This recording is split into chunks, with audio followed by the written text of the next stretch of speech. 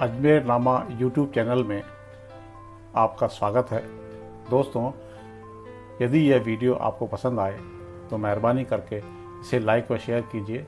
साथ ही चैनल को सब्सक्राइब कर बेल आइकन का बटन दबा दीजिए ताकि जैसे ही नया वीडियो अपलोड हो तो उसकी जानकारी आपको तुरंत मिल सके।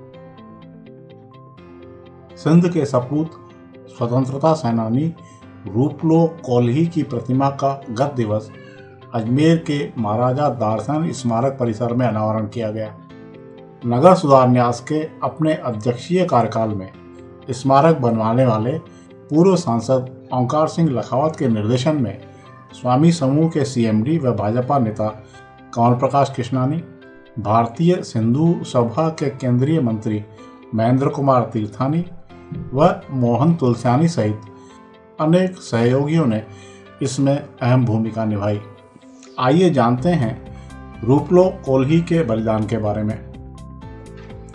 सिंध के सपूत स्वतंत्रता सेनानी रूपलो कोई की प्रतिमा गत दिवस अजमेर के महाराजा दाहरसेन स्मारक परिसर में स्थापित की गई। स्वतंत्रता संग्राम में शहीद रूपलो कोई का जन्म सिंध की महान धरती पर 19वीं सदी की दूसरी दहाई में थारपारकर जिले के नगरपारकर कोई कबीले में हुआ। बाल्यावस्था से ही शूरवीरता और मातृभूमि के प्रेम की भावना उनमें अंतर्निहित थी। उनका पालन पोषण कारुंझर पहाड़ों के कतारों के कबीले की रस्मों के मुताबिक खानदानी हथियारों, तीर कमानों, भालों और घातक हथियारों को चलाने की महारत हासिल थी। जवानी में पहाड़ों और भाट्टों में कई दरिंदों को मार गिराया। वे बहादुर, फुर्तीले और सुंदर जवान थे। वे अपनी दिलेरी जवामर्दी के कारण अपने कबीले में और दूसरे कबीले में बड़े आदर की नजर से देखे जाते थे। 15 अप्रैल 1859 को रूपलो और उनके साथियों ने अंग्रेजों के खिलाफ झंडा बुलंद किया। थारपारकर के इन सुरमों ने नगरपारकर के हेडक्वार्टर पर जोरदार हमला किया। टेलीग्राफ के तार तोड़े, चारों और रास्ते बंद कर दिए, सरकारी खजाने को लूटा तो अंग्रेज रेजिडेंट जान बचा कर भागे। नगरपारकर के मुख्तियारकार गयुमल इसकी जानकारी अपने अंग्रेज आकाओं के हैदराबाद में दी। हैदराबाद छावनी के ऑफिसर कर्नल यूनिस के प्रतिनिधित्व में थर बलोची में एक विंग नगरपारकर की तरफ रवाना हुई।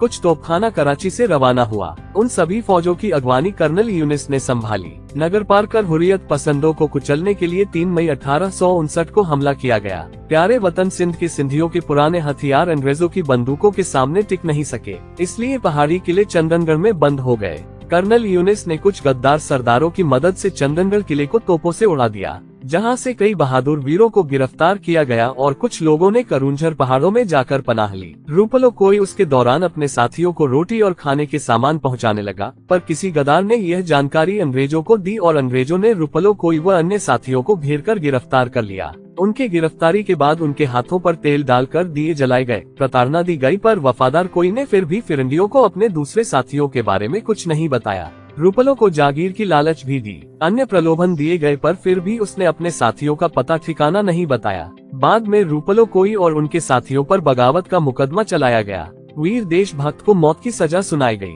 अंग्रेजों का साथ देने वालों को इनाम में जागीरें दी गई। धरती माता के इस सपूत रूपलो कोई को 21 अगस्त 1859 को फांसी दी गई। उनके किए गए किरदार ने उनको हमेशा के लिए अमर कर दिया।